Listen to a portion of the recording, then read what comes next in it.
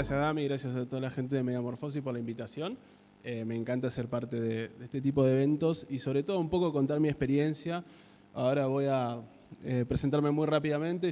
Ahí pueden ver mi foto, más o menos me voy a presentar muy rápidamente. Mi nombre es Juan Celadowski, soy director creativo, también soy artista y realizador audiovisual. Básicamente mi historia es haber trabajado mucho tiempo en la televisión, hice carrera en la televisión en una gran productora de Argentina que se llamaba Polka, donde hice toda la escuelita y después también empecé a incorporar mucha tecnología, al principio con mis obras artísticas, videoarte, edición, cámaras y demás, y después empecé a meterme mucho en los nuevos formatos, ¿no? Acá he hablado con varios de los que veo acá, hablamos mucho de Unreal Engine, hablamos de VR y demás cosas, que las fui incorporando, ¿no? A medida que fui generando una carrera.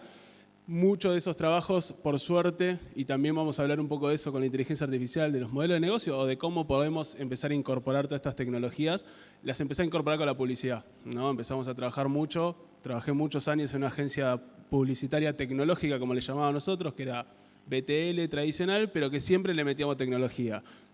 O desde un mapping, o desde hacer un VR para una marca, o desde hacer una experiencia en el metaverso, ¿no? Cuando fue el boom del metaverso.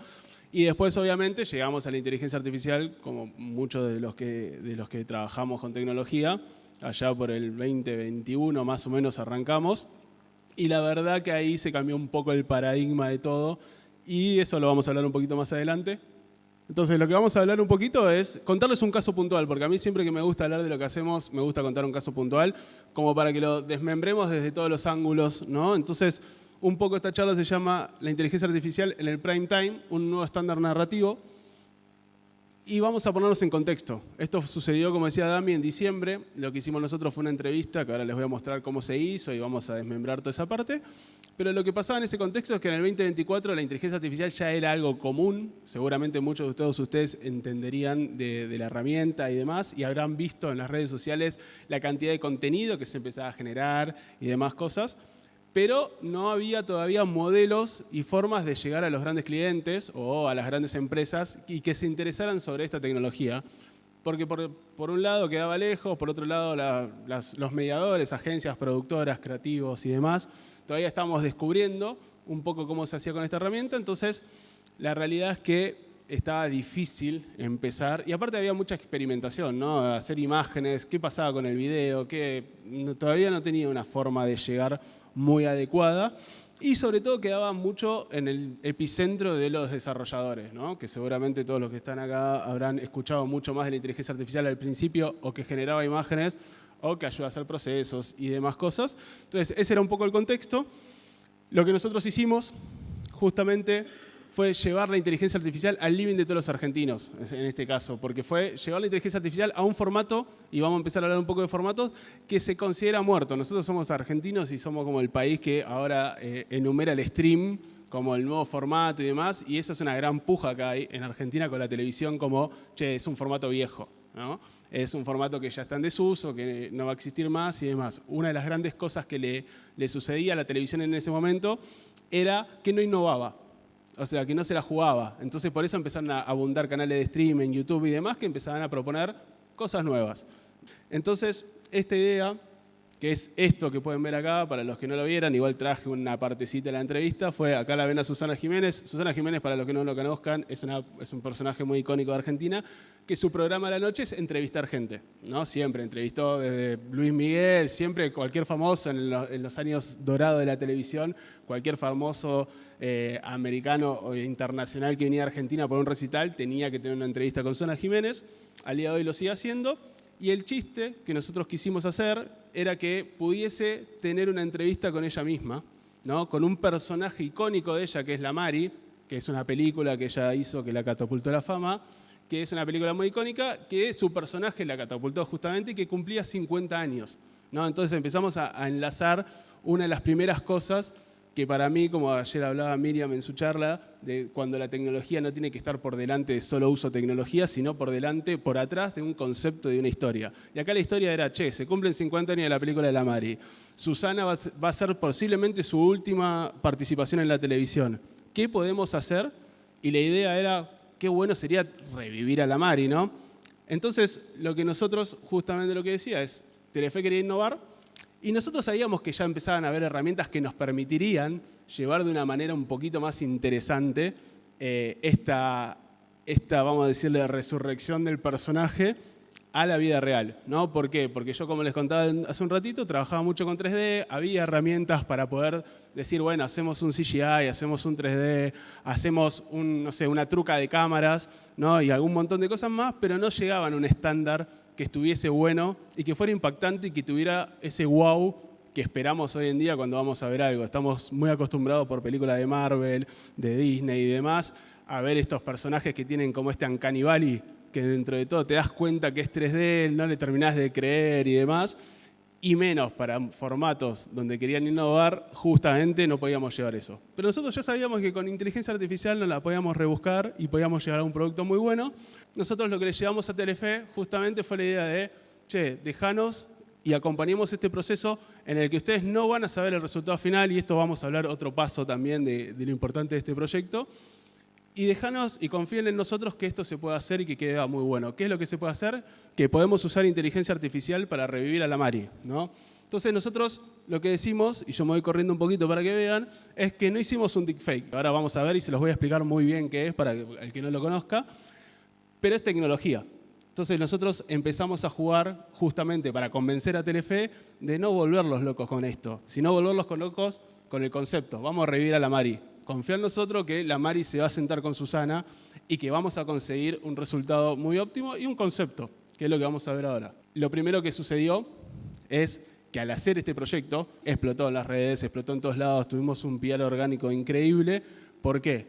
Porque justamente lo que nos gustó a nosotros que pasó y que pasó en el público, y sobre todo el peor público de todos, que es Twitter, o sea, acá nadie te perdona, que es la gente se conmovió, la gente le gustó. La gente no entendía ni cómo habíamos hecho, había un montón de tweets que decía, che, es un holograma, ¿cómo hicieron para que se toquen? Ahora vamos a ver un poquito todo eso. Pero lo más interesante, y por eso a nosotros nos gusta mucho este proyecto, es que generamos emoción, generamos sensaciones en el concepto y en la gente que lo estaba viendo, y se olvidaron de la tecnología. Es más, nadie sabe finalmente en Twitter y el mundo normal qué es un deepfake, cómo se hizo. Hay gente que seguirá pensando que es un holograma o que es una truca de cámara, o no importa, pero lo interesante de eso es que se generó. Este es un gran punto de inflexión cuando tenemos que hacer ideas creativas, que es confiar en que innovar con un concepto va a traer repercusión. Y este era un formato viejo, ¿se acuerdan lo que dije al principio? No, la tele está muerta, no ve nadie. Fuimos trending topic, salimos hasta en España como trending topic en el momento que salió la nota. O sea, se empezó a desparramar por todos lados. ¿Por qué? Porque había algo atrás, no solamente usar tecnología, que es lo que vamos a desguazar ahora. Pero este siempre es un gran hito cuando tenemos que defender un proyecto y cuando tenemos que pedirle a una marca que nos ayude a innovar, es confiar. Confiar que la gente sigue premiando el concepto, sigue premiando la idea, sigue premiando la emoción por sobre el formato, por sobre si es Susana Jiménez. Susana Jiménez, antes de esta entrevista que hicimos nosotros en su programa, tuvo una entrevista con Tini, que es, para los que no la conozcan, una cantante muy conocida, y nunca tuvo una repercusión en todos los segmentos de entrevistas del año pasado, más que con esta. Y esto en realidad es una entrevista entre ella misma, ¿no? Entonces ahora vamos a ver un poco por qué sucedió eso. Acá lo que vemos es un poco el backstage de cómo se hizo, que ahora de vuelta lo vamos a ver en profundidad. El casting que hicimos, ¿no? Cómo a las actrices, para elegir el casting, le fuimos implantando la cara de Susana para elegir la gestualidad, porque esto lo generó una actriz que tenía que actuar de ella, ¿no? Acá vemos un poco todo lo que fue la filmación, acá ven el estudio de televisión, todo el momento. Susana tuvo que grabar una entrevista con una actriz, o sea, no estaba viendo lo que iba a suceder después, ¿no? Por eso también era muy difícil como modelo vender este proyecto sin confianza, porque es, che, no tenemos nada para mostrarte de cómo va a quedar. Apenas algunos resultados que fuimos viendo. Acá pueden ver cómo se implanta la cara. Esto es como se hizo ABBA, o sea, contratan actrices o actores que cantan, que pueden gesticular como los cantantes y demás, y después con esta técnica de inteligencia artificial se implanta la cara entrenada. Yo ahora lo voy a explicar bien, no se preocupen. Pero lo que pueden ver es que nosotros grabamos y ahí vamos viendo cómo se le fue implantando la cara y vimos cómo revivió la Mari, ¿no? Entonces, les voy a explicar un poco el deepfake para que también técnicamente sepan cómo funciona. O sea, la magia de la inteligencia artificial está acá, lo que uno hace cuando entrena con inteligencia artificial un modelo es agarrar un dataset, que es agarrar todas las caritas de Susana de esa película. Si ven acá, descompusimos toda la película, sacamos todos extractos de la cara de Susana. La inteligencia artificial los empezó a analizar y ahí arranca la magia, porque vos dirás, bueno, después tuvimos una actriz que actuó y el modelo de inteligencia artificial interpreta lo que la cara de la actriz hace, que no vamos a saber qué es, y le planta la cara de Susana de arriba. En criollo, como decimos en Argentina, es los filtros de Instagram. ¿Vieron cuando se ponen otra cara, que les traquea la cara y se abren la boca, abren? Bueno, ese tipo de track es lo que hace la inteligencia artificial. La magia de la inteligencia artificial es que reimagina y reinterpreta una cara que no existe, base a los gestos y lo que dice la actriz. Todo este proceso, esta es la parte de la inteligencia artificial, esto lo habrán visto un montón. El deepfake se usa hace un montón de tiempo, donde en rejuvenecer a un actor, en hacer, por ejemplo, Disney lo empezó a hacer con Han Solo cuando empezaron a sacar las nuevas spin-off y series de Star Wars y tenían que volver para atrás y Harrison Ford había envejecido y lo retunean y lo arman y lo hacen en más joven y usan un actor justamente para que lo actúe y después le implantan la cara. Pero lo que tuvo esto de difícil es que se hizo en vivo, en una entrevista, que fue una única toma, no tuvimos retomas, no es como el cine que, bueno, de vuelta, y que no sabíamos que iba a ser la actriz. La entrevista tenía que ser una entrevista, no tenía que ser una cuestión de, che, vamos a grabar este guión y demás. Era una entrevista. Susana recibió a su actriz, a su versión más joven, en su living y interactuaron 25 minutos. Entonces, esa fue la primera dificultad. Acá lo que pueden ver es el casting que hicimos, porque también, como nosotros lo que nos importaba de la actriz no era la cara, obviamente, ni que se parezca a Susana, lo que hicimos fue entrenar rápidamente un modelo de inteligencia artificial para poder elegir a la actriz. Y acá a la izquierda ven a la actriz como Susana y a la derecha ven a la actriz. Y también empiezan a ver un poquito cómo funciona esta magia. Ahora les traje otro video con la actriz que elegimos, pero esto es parte también del proceso. Y esto eran las cosas que iban viendo la producción de Telefe como para empezar a confiar que esto podía quedar bien, ¿no? O sea, no teníamos mucho para mostrar porque el proceso iba siendo largo.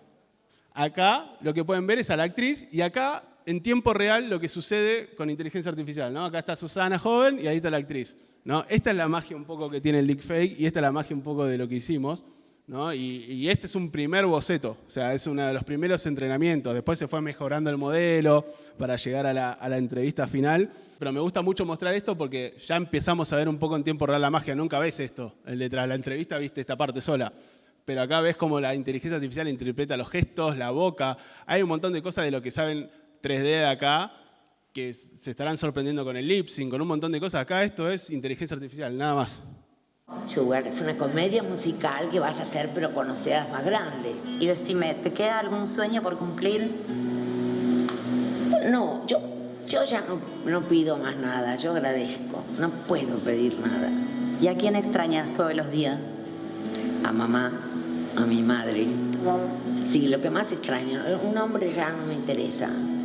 Ya, vas a ver, ahora vos sí vas a amar mucho. Sí. y varias veces y vas a ser muy feliz. ¿Volvernos a casar? Casar sí, no te aconsejo, pero ya está hecho porque es una desgracia.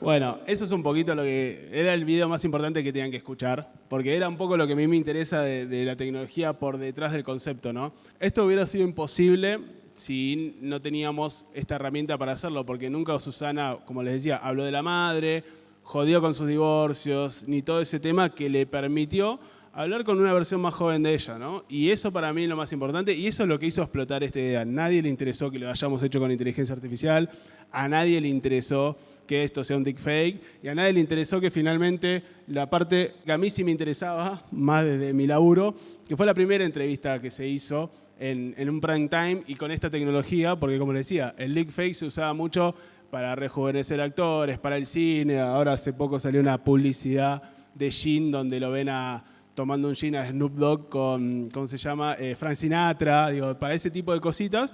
Pero nunca se había podido hacer una entrevista donde se jugase con esto y donde una persona pudiera representarse. Así que esto no le importó a nadie. Me importó a mí y a un par de gente más. Pero sí lo que le importó a todo el mundo es se encontró con un contenido interesante e importante. Y la verdad que acá sí, cerrando ya y podemos hablar, yo traje siempre, a mí me gusta mucho hablar de inteligencia artificial, es qué nos espera un poco en el futuro, ¿no? Y qué nos espera en base a estas herramientas que tenemos. Estamos frente a un nuevo paradigma, o sea, tenemos una herramienta que por primera vez voy a hacer acá algo así, adelantarme, que es democratización tecnológica. Es la primera vez que tenemos una herramienta que nos permite que ya la técnica no sea lo único que tenemos o la única competencia que tenemos. ¿A qué voy con esto? Cualquiera de los que está acá puede con su celular hacer una imagen, cualquiera de los que está acá está muy cerca de poder hacer un video, cualquiera de los que está acá, el deepfake que hicimos de Susana ya no lleva tanto trabajo, es una app. Ahora, lo que va a necesitar del futuro, tener esta democratización tecnológica, es de cabezas, de conceptos, de storytelling, de visión, de un montón de cosas que la inteligencia artificial no nos va a dar. Todo lo que están acá pueden hacer una imagen que esté buenísima. Hace 2 años era genial, porque sumabas un like, llamaba la atención. Ahora todo el mundo va a decir, bueno, buenísimo, pasé. Entonces lo que va a quedar es un poco de vuelta, y a mí eso me pone muy contento, es el para qué de las cosas, ¿no? Entonces, vamos a vivir en un mundo donde las nuevas formas de contar historias son sin límites, donde vamos a tener creatividad sin límite. Todos los que están acá de vuelta y los que vienen del 3D lo van a sufrir más. Prototipar algo ya no es lo que significaba. Hacer algo y materializarlo ya no significa lo mismo, sobre todo para el arte.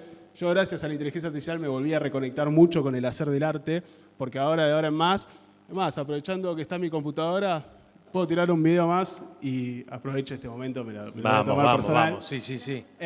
Para mostrarles, por ejemplo, cómo yo me volví a conectar con el arte gracias a la inteligencia artificial, porque ahora de golpe puedo tocar música sin saber de música, sin saber haber hecho el instrumento. Puedo meterme en el mundo audiovisual con total libertad, sin los impedimentos que sobre todo nuestras regiones tienen, ¿no? De presupuesto, de límites técnicos, de no tenés la Arri Alexa Mini 2, 3, 4, entonces no sos publicista, no filma bien.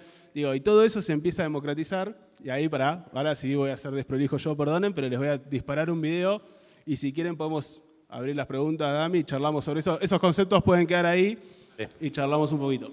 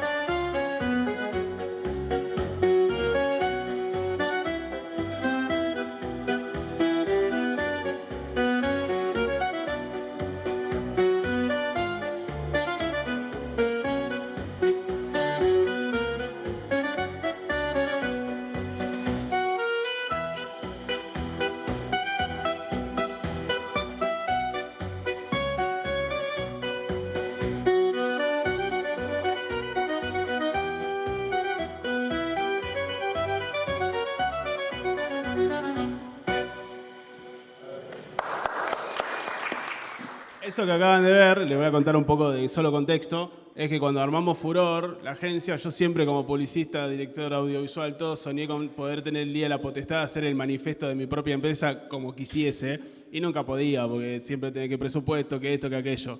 Llegó la inteligencia artificial y nos permite de golpe, todo lo que vieron acá es íntegramente hecho con inteligencia artificial y por mí con una computadora. O sea, desde la música, desde las imágenes que elegí, desde el estilo, desde el concepto, desde cómo lo animé y demás. Y eso para mí es súper fundamental del momento en el que estamos viviendo, ¿no? Que todos lo sepan, y digo que nunca estuvimos tan cerca de materializar las ideas que tenemos en la cabeza tan rápido. Vamos a hablar un poco de propiedad intelectual. ¿De quién es lo que se crea con inteligencia artificial? Esa Susana que creaste del pasado con caras que filmó otra persona, en este momento, con la legislación que tenemos ahora, ¿tenés idea de quién es la creación? ¿En dónde queda eso? ¿Quién es el autor de eso?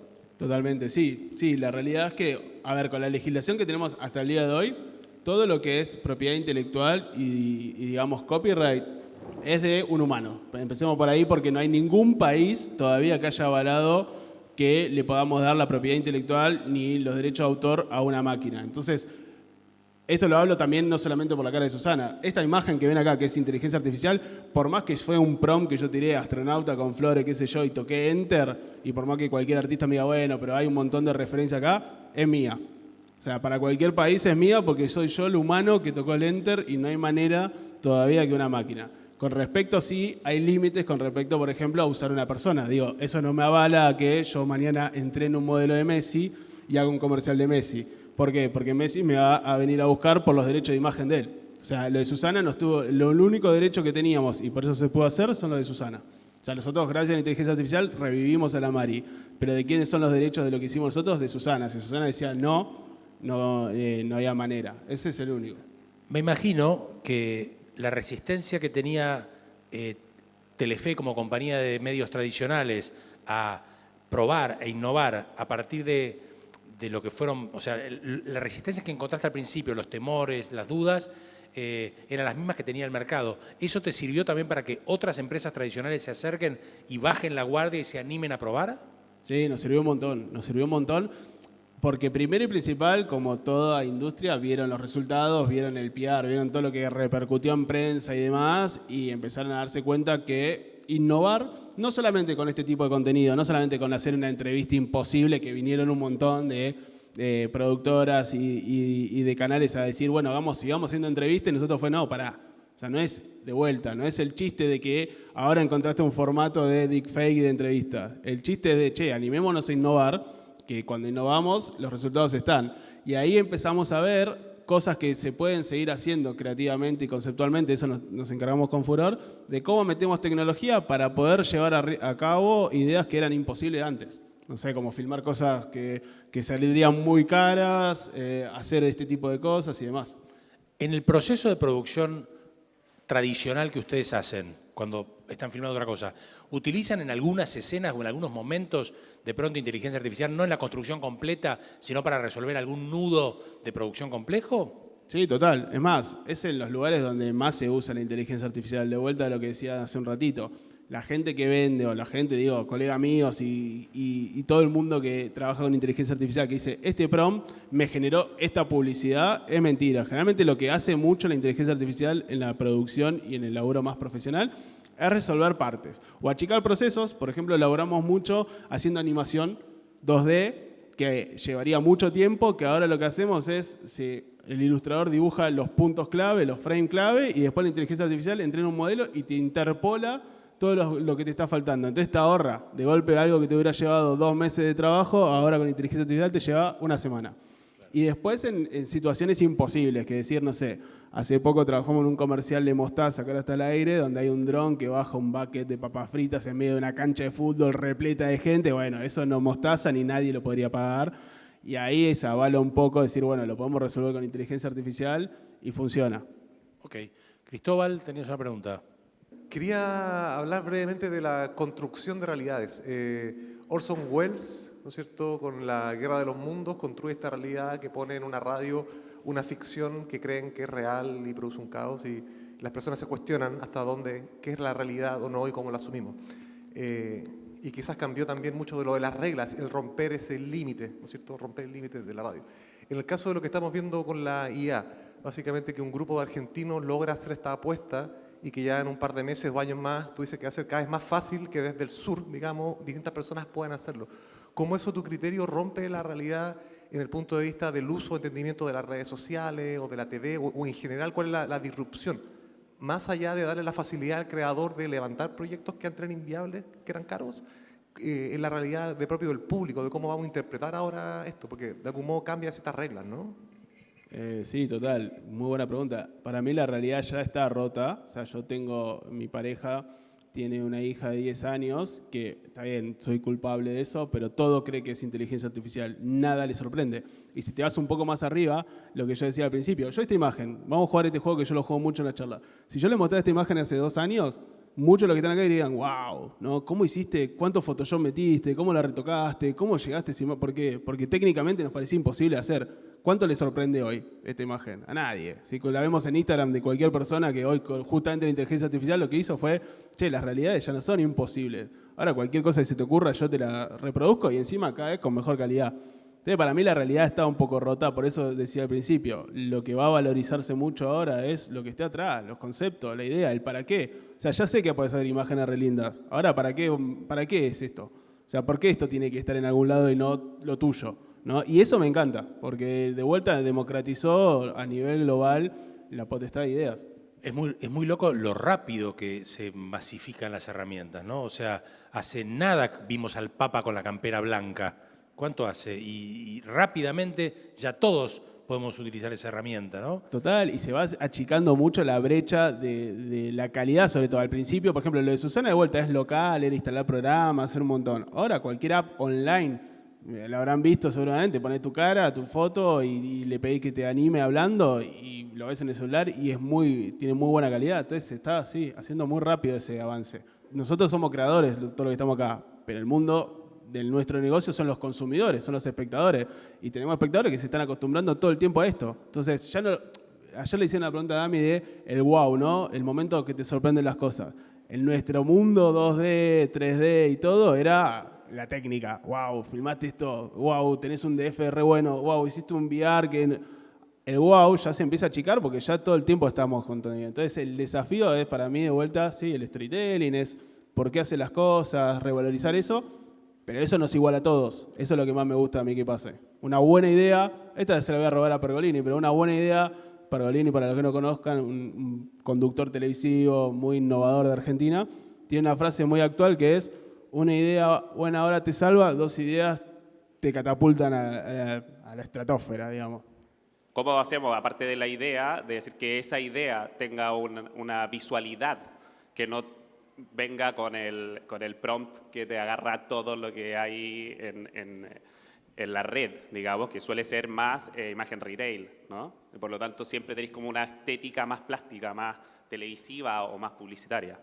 Sí, total. Bueno, ese es el desafío, ¿no? del mundo en el que venimos. Si crear contenidos cada vez es más fácil, y como decís vos, y es más fácil porque el acceso a crear contenido hoy está más dado desde el lenguaje natural, lo que va a ser difícil es cómo cultivamos nuestra cabeza. Yo tengo 35 años y la gran preocupación, entre comillas preocupación, pero que me interesa, es cómo se van a capacitar los artistas del futuro, ¿no? Porque yo tengo una cultura analógica todavía. Yo puse un cassette, yo fui a un museo, yo consumí arte de todo tipo, llegué a las experiencias inmersivas en la edad con un bagaje, pero imagínate los chicos hoy que nazcan con este tipo de herramientas y sin pensamiento crítico, ¿no? Entonces, lo que decís vos, por eso vamos a estar inundados del mismo contenido.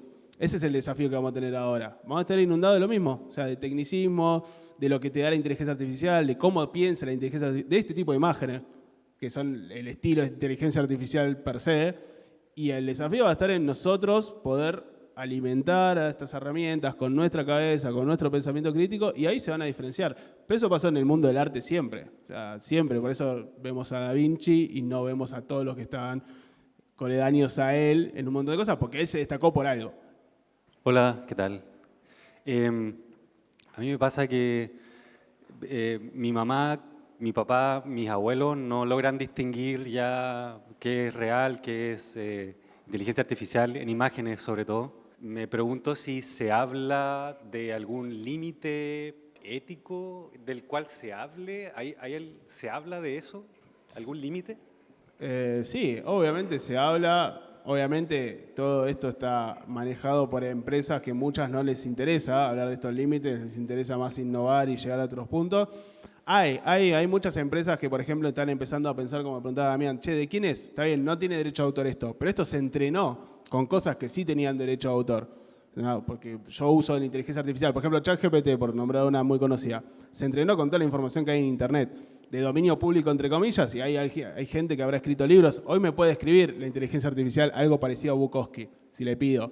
Bueno, Bukowski no dio sus derechos para entrenarse, en la inteligencia artificial. Entonces ahí se está empezando a plantear mucho eso. Bueno, todo bien, con los resultados de la inteligencia artificial son tuyos, pero ¿con qué lo entrenás? Y en Japón, por ejemplo, ya empieza a haber empresas en las que dicen, bueno, estas son inteligencias artificiales entrenadas con datos que sí tienen copyright o que sí nosotros pagamos los derechos necesarios. Con las voces está pasando lo mismo. Ya las empresas que clonan voces, como le contaba la de Susana, están empezando a pagarle a locutores. Primero porque se están quedando sin material para seguir entrenando. Y segundo porque la manera de poder seguir entrenando es, no nos queda otra que pagarle a los locutores y a las personas que den voz para que entrenar estos modelos. Entonces le pagan un royalty y después si vos usás una voz parecida o según un algoritmo que tienen ellos, como tiene YouTube, le pagarán a ese locutor un royalty. Sí, se está empezando a hablar todo eso. Pero bueno, todavía en este momento está todo muy verde.